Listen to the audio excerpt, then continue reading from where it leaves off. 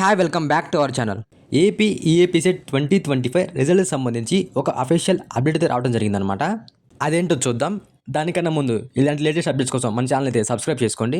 AP EAP set 2025 results date అయితే వచ్చేసిందనమాట. అఫీషియల్గా అయితే జూన్ 14th అయితే రిజల్ట్స్ అయితే రిలీజ్ చేస్తారనమాట.